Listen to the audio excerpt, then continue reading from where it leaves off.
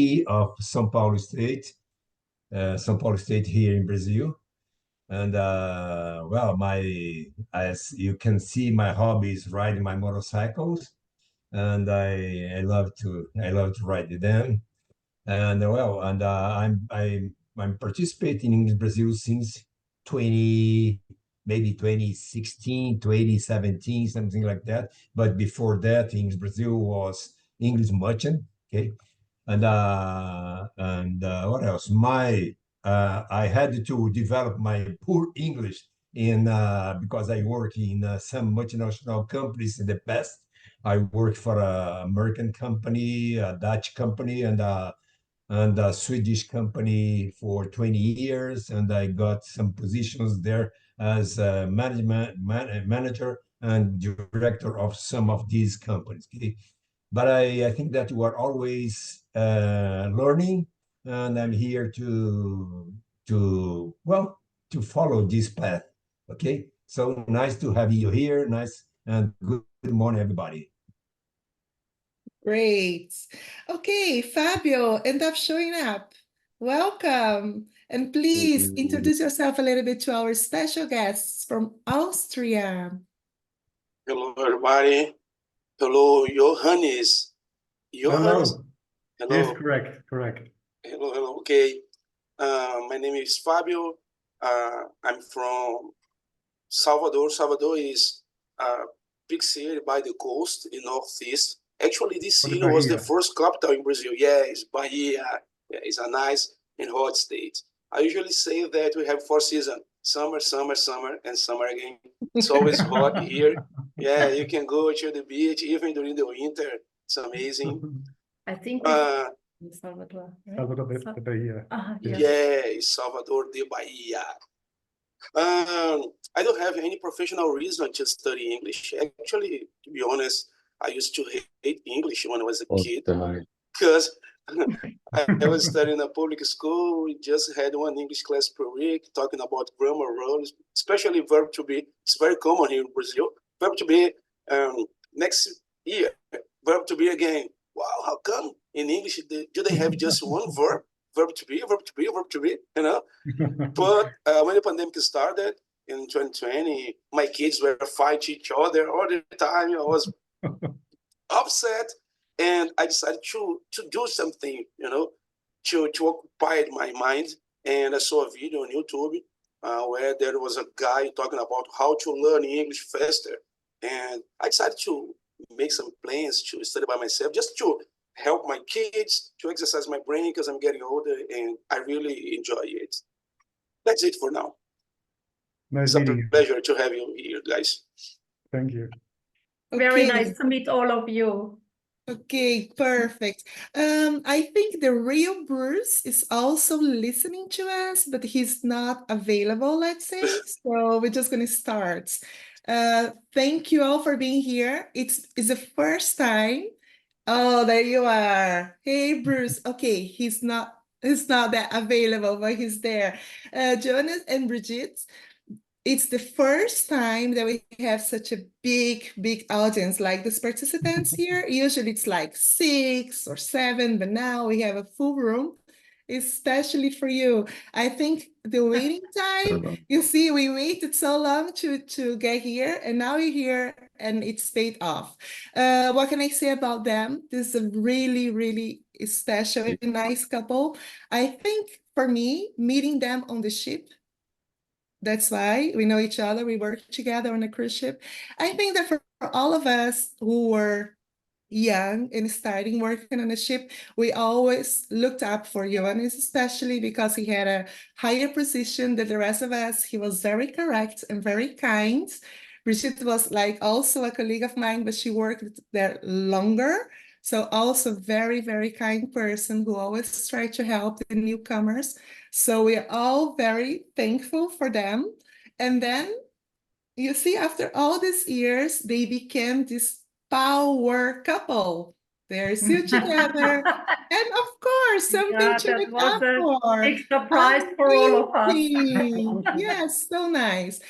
Like Felipe and I, they're also a couple who met on the ship, and they've been together ever since. So enough for me. I'll stop talking now. I'll let them introduce themselves to you, and you guys can start with your questions. Go ahead, guys. And once again, welcome. Thank you so much. It's very nice to meet all of you here, and I think you're a wonderful crowd from all ages and different areas. Yeah, my name is Briggite. I grew up actually in the northern area of Austria, and after school, I did like a tourism education. I went to the ships where we met Simone and also Johannes. And yeah, in school actually, I thought that English is a tough language. We had a very tough teacher as well. It was not really something that excited me a lot. But being on the cruise ship with international guests, mainly American guests, yeah, I found out that it's very important to speak English. And actually working like 13 years abroad, I think I learned a lot and I became really fluent in English. And yeah, ever since actually I'm very grateful for that opportunity. And then also the last 3 years now, I've been working for an American company again. So now again, it's very good to know a bit of English and to be able to communicate and so Johannes, maybe you go ahead. Yeah, what to say about myself actually. I was born and raised in southeast of Austria, close to the Hungarian Slovakian border. Languages were always very important in my part of the world actually. But I didn't get in touch with English until I joined ships, and I found out that English is a language spoken all around the world. Look at us, we are far apart, but we can talk and communicate with each other in one common language, which is English. I was visiting and studying hotel management, and in a very young age, with the age of 19, I joined ships. And I worked there for 20 years, and I had the pleasure of meeting Simone and Brigitte, my wife now, and we have been lucky enough to visit your country. You're living in one of the most beautiful countries in the world. We have been to Rio, Salvador de Bahia, Manaus, Belém, Sao Paulo. I was Florianopolis. So congratulations, you have one of the most beautiful countries in the world, actually. We both are working for pharmaceutical companies. I work for a German pharmaceutical company in hand disinfectants. And here again, for the last 13 years, communication was, even I worked in Austria, in English with all nationalities. We dealt with 38 countries and all nationalities. We were able to communicate in English. So if it's out of necessity or hobby or understanding, you're fighting children, like Fabio said, it doesn't matter. English helps you going around the world, going around the globe, actually. And when Simone asked us to join you in these meetings, we volunteered right away and said, yes, we do it, because for all of us, it was at the beginning very hard to speak English. When I joined ships, I didn't speak English, and I learned it very quickly, because if you want to eat and you don't know how to say, I want to eat, you learn it very quickly. It's a pleasure for me and my wife to be here for you today. So if you have any questions, ask my wife. If you have compliments, please, here I am. Oh, that's great. Oh my gosh. I think after this, all the questions will be for Johannes, right, guys? Go ahead. No, Start asking him. Ask my wife. Yeah. First of all, I have a big curiosity, because here in Santos, in Brazil, I have a group that met every Thursday, and you get together just to speak English in person. Yeah, it's interesting. But one of the persons that participate in our group, this is a curiosity about Simone and you, Johannes and Briggite. Okay? And because the life inside ships are very hard, okay? And I got impressed with how much she had to work for 6 months in a cruise. Yeah. So I got curious. about it. How long did you work in a cruise or in a ship? You three, okay? Could you tell me about that? Simone, how long did you work on ships? I think I did 3 contracts, each of 6 months. Was not that long, but was enough to answer this question. This question for sure. I mean, we work 7 days. It's really 7 days a week working, 6 months in a row. It's tough, but it was also lovely. It was really amazing. I mean, I love cultures, I love languages, and I got to meet all these people that you guys getting to know now. I also have other friends from some other parts of the world that I didn't meet on the ship, but it's still the experience that I had there. It cannot be compared to anything else. And if I could go back, I would do it again. That's for sure. It was tough, but it was life experience like anything else. And it was really nice. Hard, for sure. Some days I was just like, what I'm doing here? I want to go home. It's so tough. But it was really nice. We had great moments. We had some parties. I mean, traveled the world. Yeah, it was fun. It was worth it. How about you guys? Actually, I feel the same, Simone. I've been working for 13 years altogether on the ships, like 12 years with both of you in the same company, Crystal Cruises, and before I was 2 contracts with Radisson Seven Seas with an Italian company at that time.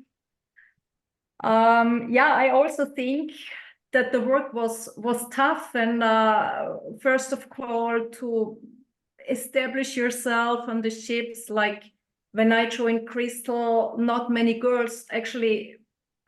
Me and Bernette, we were the first girls working in the dining room amongst 70 men from all over the world, starting as assistant waitresses in the dining room. So yeah, it was fun, but it was also very tough.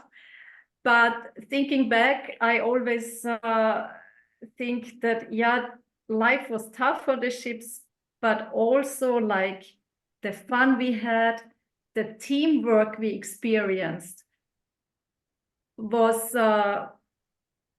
uncomparable to anything what I experienced ever after. It was, I don't know, like we really felt like as a big family there, and we were helping each other. And just to say, no, I don't feel like I don't want to, this didn't exist on the ships. Like we all helped together until the job was done, and that's it. So yeah, it was cool. I started working 1991 on ships and worked for exactly 20 years, 22 days and 8 or 9 hours. Wow. It was a long time. I didn't count it, but as a matter of fact, I did. As Brigitte and Simone said, if you work long enough on ships, it becomes everybody on there. It doesn't matter which nationality or religion or whatever you are. You become a brotherhood and sisterhood.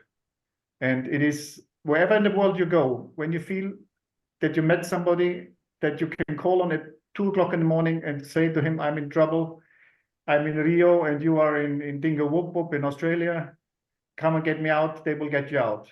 Because on ships, you don't just work there for 24/7 for 6 months and years on the end. You also live there and you go through their grief, through their happiness, and you learn to deal with and speak with 30 to 40 nationalities. This is an experience I would never give up and change for anybody. And I left ships 13 years ago, and as Brigitte said, the same brotherhood and the same sticking together and getting the jobs done, I never experienced anywhere else. So if you ever have the opportunity, or your children, Fabio, if you want to get rid of them for 6 months, this is an opportunity.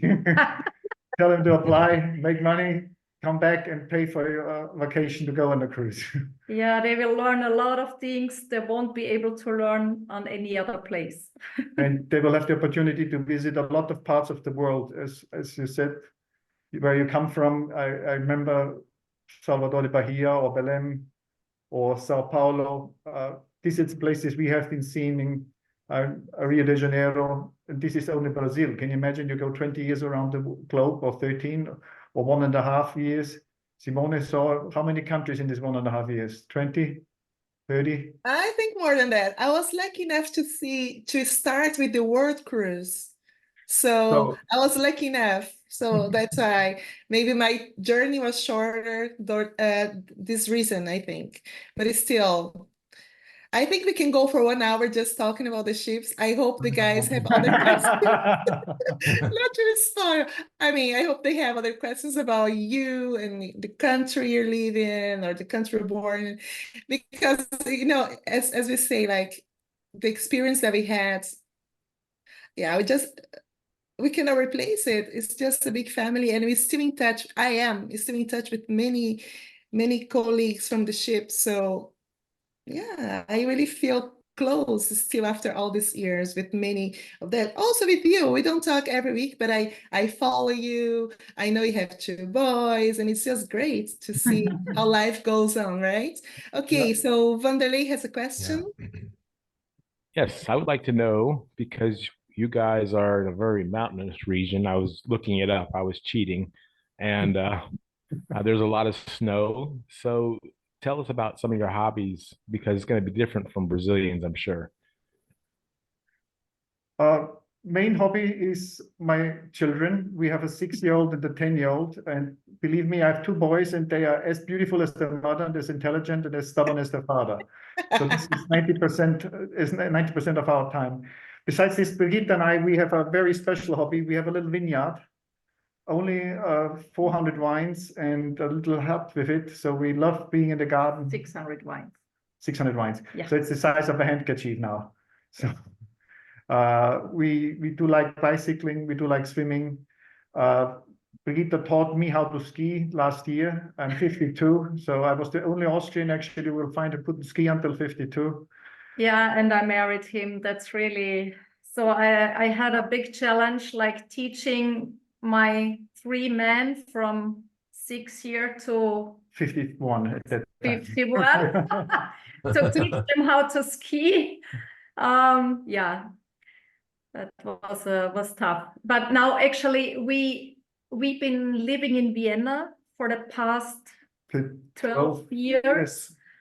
And it was a great time, but actually we've been just moving like 3 months ago, and we live now in the southeastern area of Austria. So it's very close to Hungary. It's the area where Johannes actually originally comes from.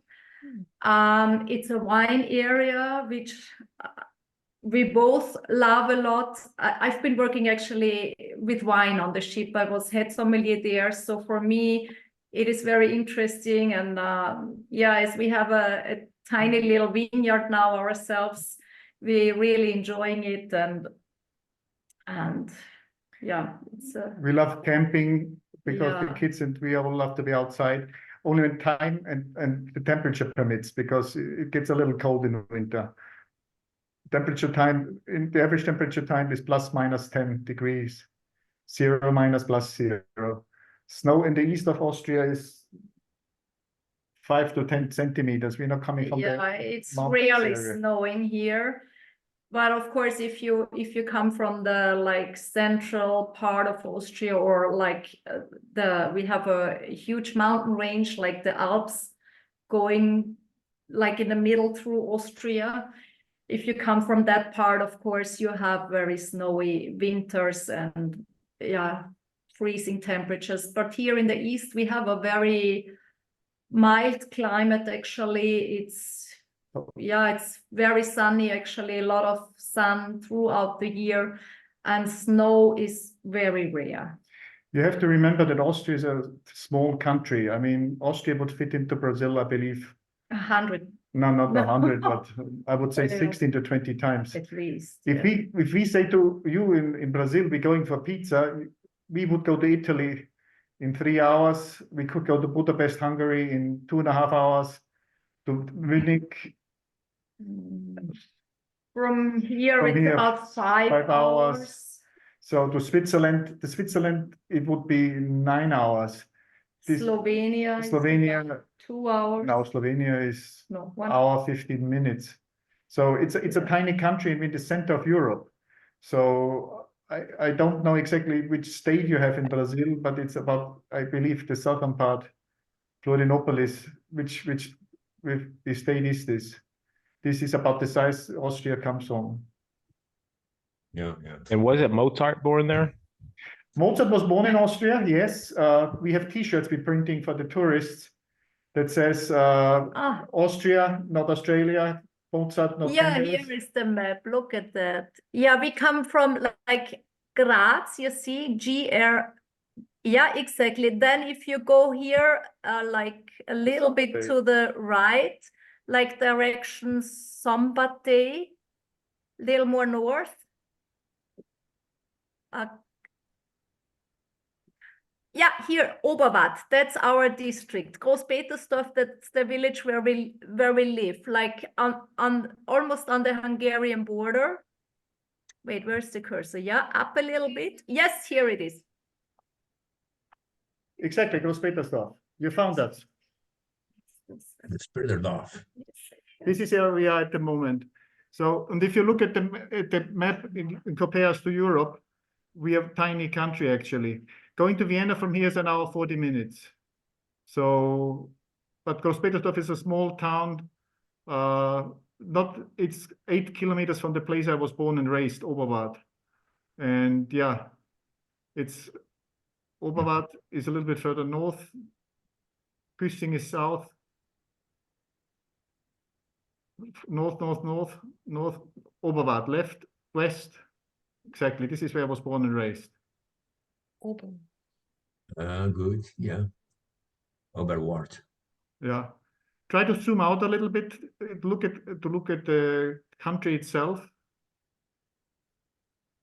If you look a little further out, you see we're close to the east. The east is Szombathely, is Hungary. To the south is Ljubljana, is Slovenia.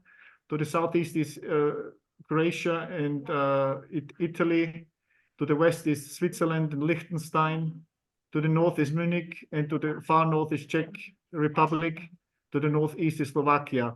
Austria is surrounded by 8 countries. So Austria has about 9 million people, and we are tiny, but we're in the center of Europe. So if you're used to driving, you go for a cappuccino and a pizza.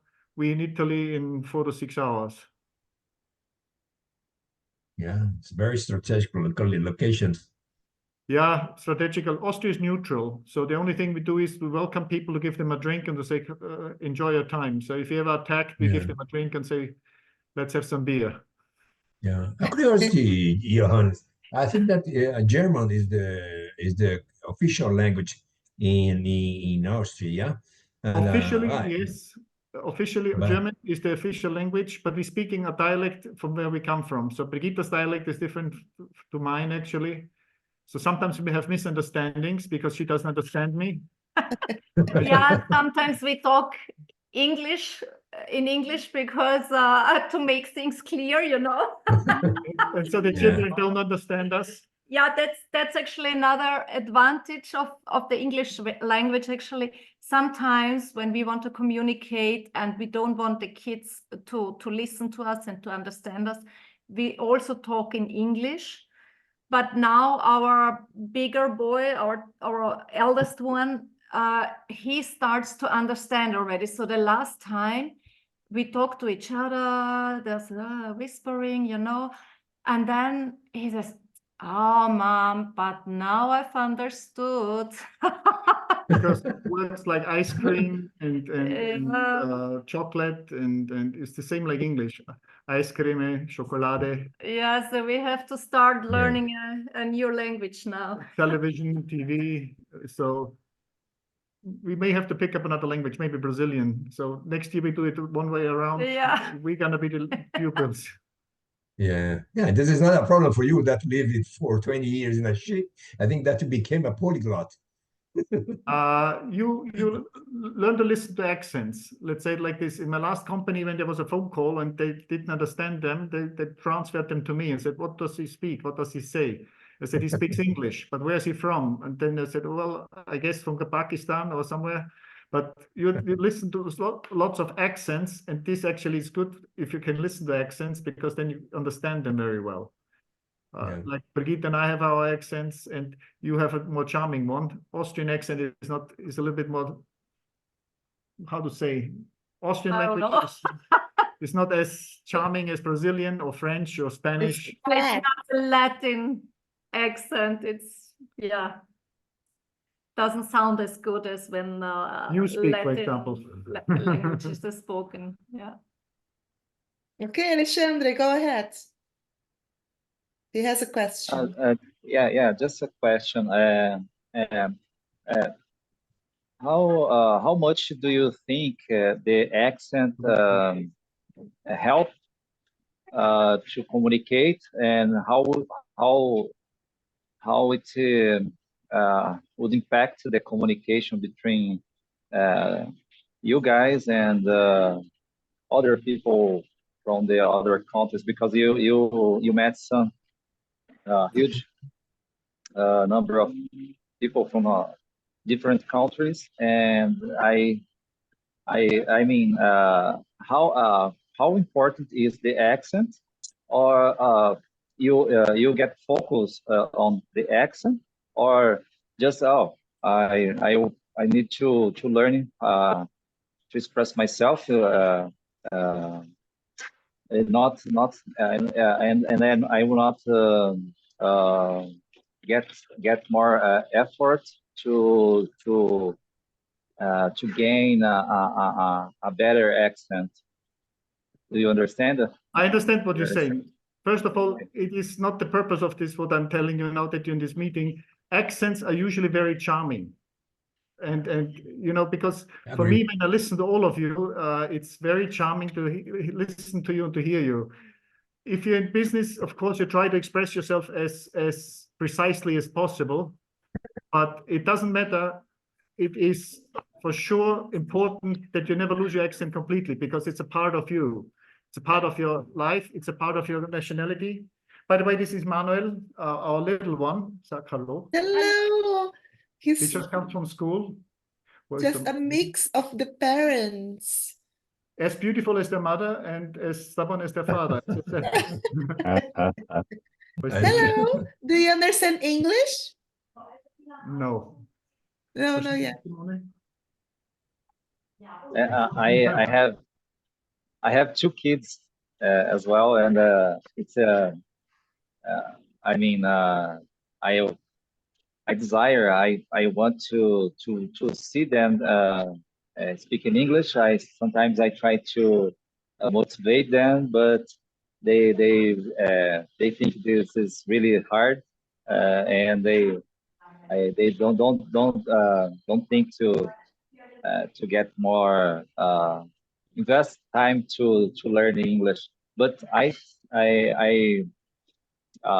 try to introduce them as much as I can, listen music, movies. The oldest likes Star Wars series, and he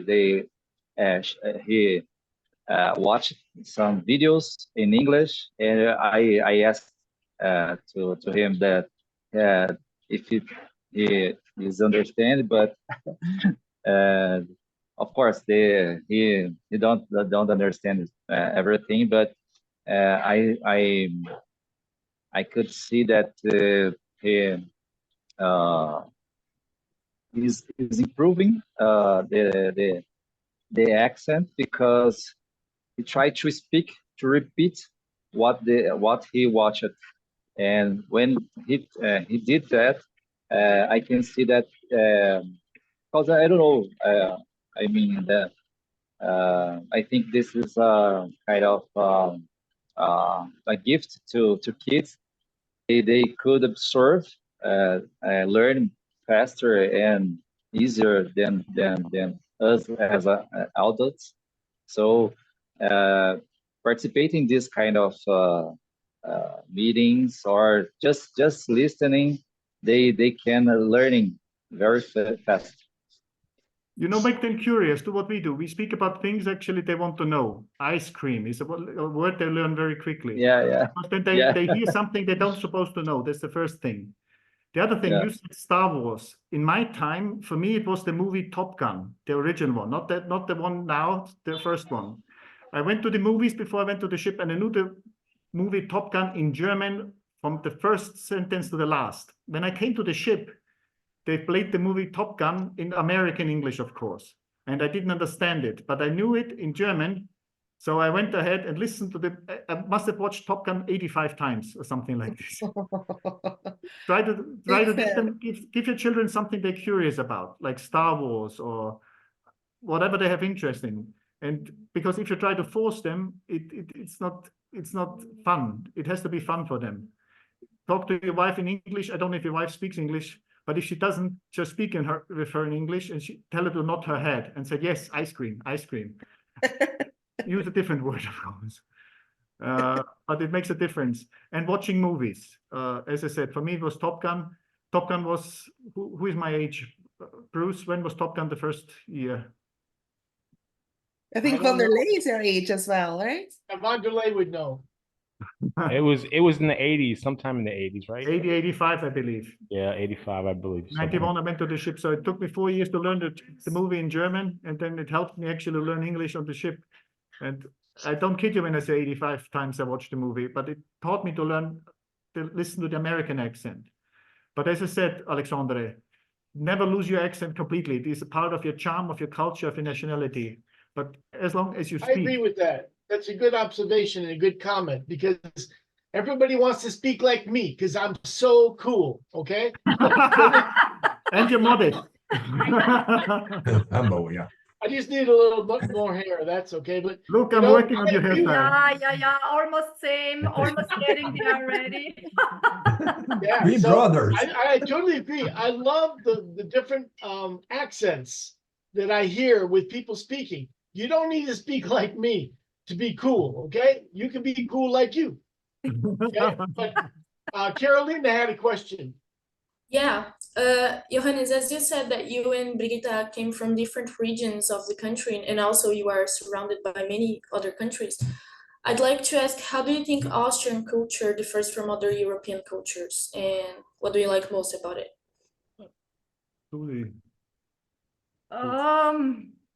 Okay, let's go back a little bit to history. We in Austria have a saying, we are lovers, not fighters. We are hospitality people. The reason why, we had once an empress called Maria Theresia, who had 14 children and extended the kingdom of Austria by 14 folds because she married each of her children to one of her enemies. So even parts of Mexico was Austria. This mentality is still a little bit in Austria. We are a hospitable country. Main industry is still tourism, and we love to welcome them and make sure they have a good time, because if you have people who have a good time and have good meal and a good bottle of wine or beer and a culture, they are friendly. They go back happy. And when they're happy, they don't have war. That's the reason we say we are lovers, not fighters. Yeah, we lost a lot of country, but we didn't lose the people. They are just our guests now.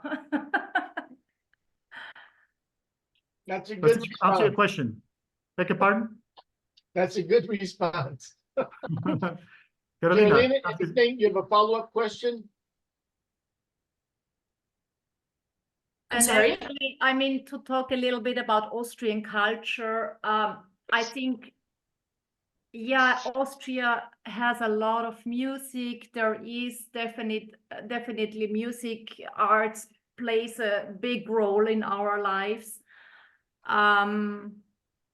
And I think also what we are famous for is like, maybe we didn't see that so much on the ship, Simone, I don't know, but the Austrians are usually very diplomatic people, because they are used to, you know, to be between the east, between the north and the south, and between the west and the east. You know, they always kind of had a role to support communication amongst different mentalities. And so therefore, I think we kind of are quite tolerant people, or we manage to communicate well with different nationalities and different cultures, because I guess at least some of us, yeah, are very diplomatic people, I think. She's not speaking about me. She's talking about everybody else. No.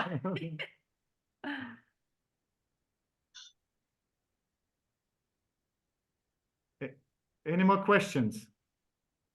Just an observation from my side. I think Austrians are also very strict. I mean, when it comes to time, when it comes to being right, so they really follow the rules. I think Brazilians, they just like to swing a little bit, you know, they're gonna find a solution here and there. We call it also Brazilian way, but the Austrians, they just go by the book. Like, it has to be this way, that's the way it is, and we do it like this. It's just Johannes. Oh, just him. And when I was in Vienna, for instance, I think for me was also the first time to really experience the real opera houses. They have really, like, in the rest of Europe, it's a little bit less, I think.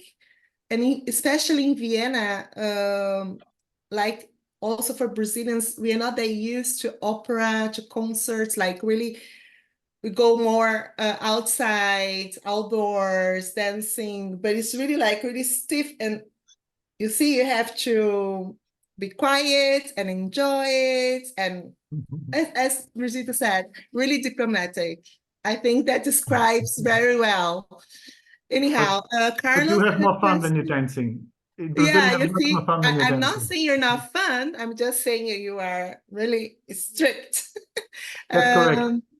Vanderlei and Carl also have questions. Okay. So my adoptive parents were born in the 20s. They were from a different generation. My father, he went to World War II. He missed the war by he's enlisted and he went overseas, but he just missed the war. My uncle was killed over France in World War II, and he was a B-52 squadron commander or something. So I've always been very interested in World War II. In fact, a few years ago, before my father died, he received a suitcase from a person who bought it at an auction. It was my uncle's suitcase from World War II, and it had memorabilia in it. It had love letters to his wife and his young child. Yeah. And so they felt obligated to return it to the family. Very interesting stuff. So I know. So my question was, being a World War II buff, is could you share some insights on how Austria reflects on historical political figures like Hitler being born there? And I remember watching old films of Hitler's beautiful house that he had in Austria. First of all, anything or any reenactment or any book that Hitler wrote, if you own it in Austria, you go straight to prison. That's first thing I would like to say. If you, for example, have the book Mein Kampf and somebody accuses you, you go to prison for at least 18 months to 6 years. Even now? Even now, especially now, now, first of all. Secondly, my father was born 42, my mother was born 46, my grandmother was born 1899. She survived 2 world wars. If you ask her, the stories I know from her, she had 14 children. Out of the 14 children, 2 were conscribed by force, and 1 actually fell in Poland.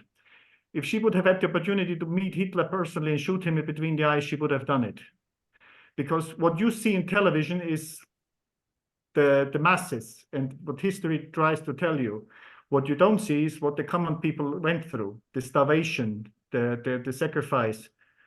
And I'm not talking the Nazis, I'm talking a regular farm wife that tried to feed 14 children through and lost 3 or 4 children in war. So Brigitte and I, we are not into war. We try not to say it wasn't a war that changed the world, but we try not to get involved too much with it. It is a time past and it was not our time. We definitely learned out of the history. And as you see, we're both open people. We're both cosmopolitan people. We love the world. We have friends all around the world, and they are from any nationality, religion, color, and country. So I can only answer this question from our side. To answer your question, how the rest of Austria does, I just told you the law, and they're getting very strict on it. Okay, great. Carlos, you had a question? Oh, yes. I was looking to Wikipedia about Austria. The number 12 in richness. Congratulations. Okay, guys. Are you sure you have the right Wikipedia? It's in my computer. Number 12 in the richness. GDP. Okay. And the Austria is a country of mountains, so many mountains. Yeah. Maybe 1/3 below 500 meters altitude. Okay, Yeah. I guess you are in the mountains too or not? No, we about No. 300 and But I don't know. I'm not from Okay. here. I guess the west border close to Switzerland is in the high yes. high altitude. yes, Okay. No, we And are. about music, you have Mozart, this famous, and Schubert and Liszt. Oh, fantastic. Oh, you know a lot Let of me know. music. Oh yeah, I love music. Yeah. Actually, we I live sing. now. I sing in. I am a amateur. Okay, I love sing. I love play the guitar. I'm not a good player, but I love listen. Okay, Oh, and that's great, if I go to Vienna to for instance, to study music, history of music as a senior. Okay, not professional. Is it possible in English to follow a training in Vienna about music, about the history of music? Actually, I don't know exactly, but I've done also quite a bit of music when I was young. And I've been missing it now for all the years. So just a year ago, I started to teach myself to play the ukulele. You know, like a Ukulele, yeah. A guitar. small guitar. Yeah, exactly.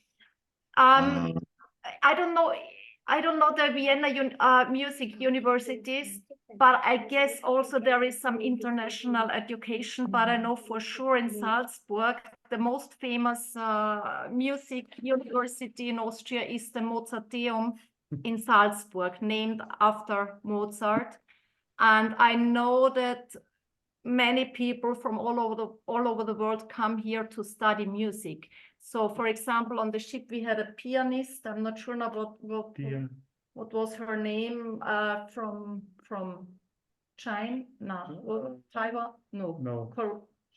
I don't know, some Asian fantastic pianist, and she wanted to speak to me in German, and she said she's been studying also in Vienna, in Salzburg at the Mozarteum. Yeah.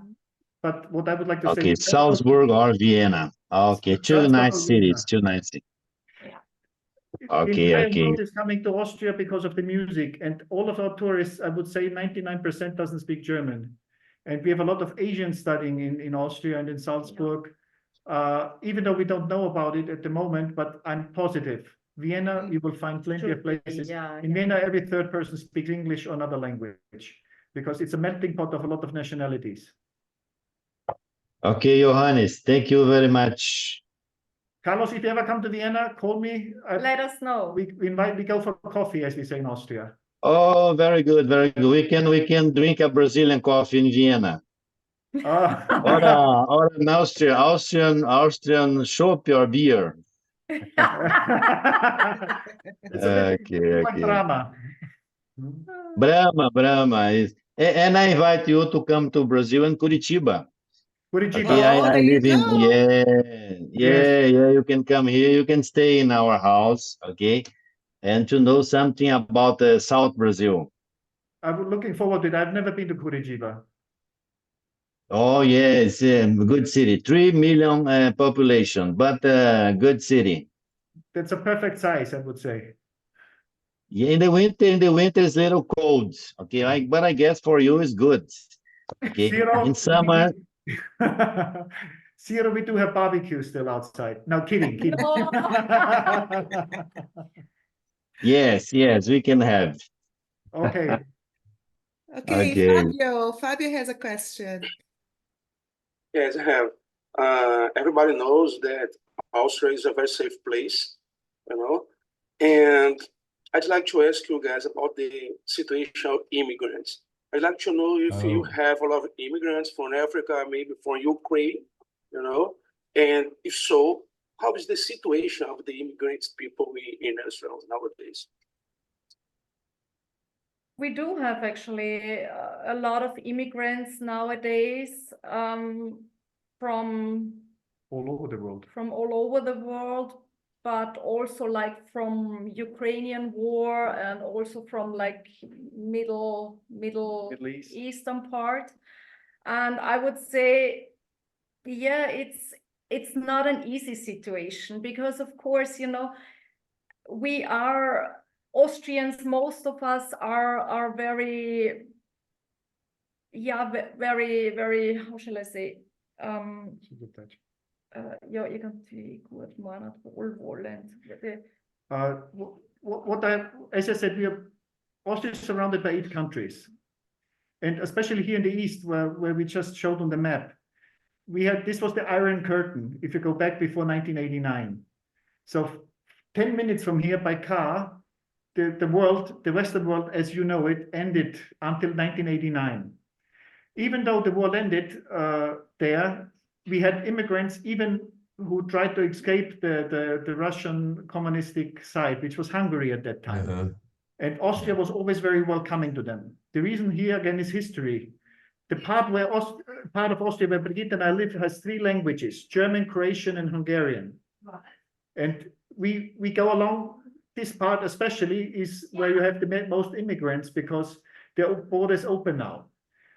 The procedure, if as soon as you step on Austrian soil and you apply for a visa or for staying in Austria, the government will take care of you.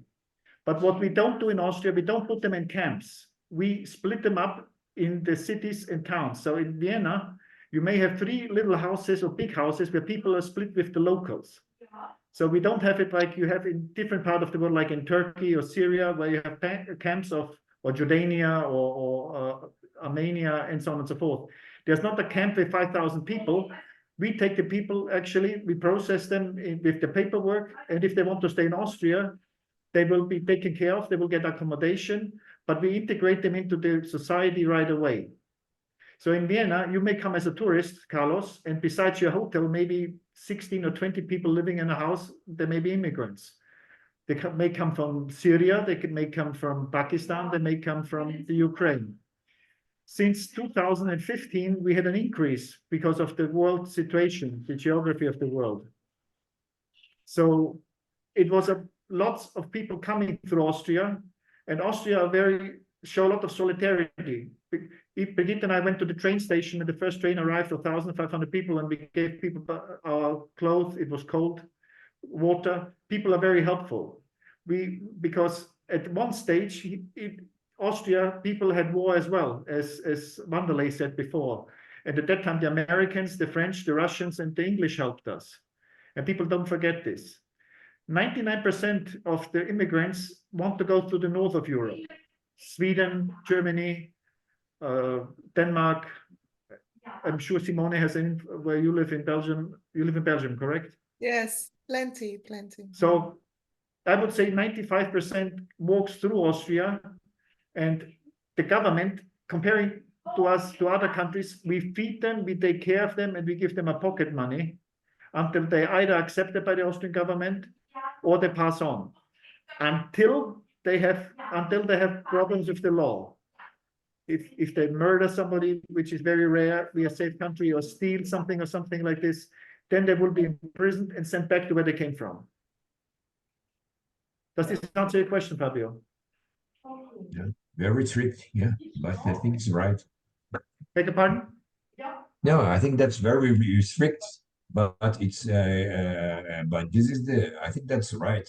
Yeah, the rule that that the government set in the country. Because it's the most humane. Because when people walk 5,000 kilometers or come across the Mediterranean Sea, the last thing they want to see is somebody with a weapon.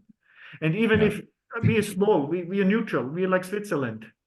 So we rather help you, because if they want to pass on, imagine when you come with your family and you want to get in safety. Of course, if you have a country where people come from where there is no war and they just try to escape their country and to have for economy, we will say right away, what are you doing here? You're not a country at war. You can apply for a visa, but if you don't have any education. I'll give you an example. When Syria was at war or is at war, a lot of people from Northern Africa, Morocco, Agadir, came as well. And we said, why should we accept you? Because your country has no war, there's no crisis there. But the ones that had a crisis, like Syria or something like this, we said, come, we help you. Where do you want to go? Or do you want to stay?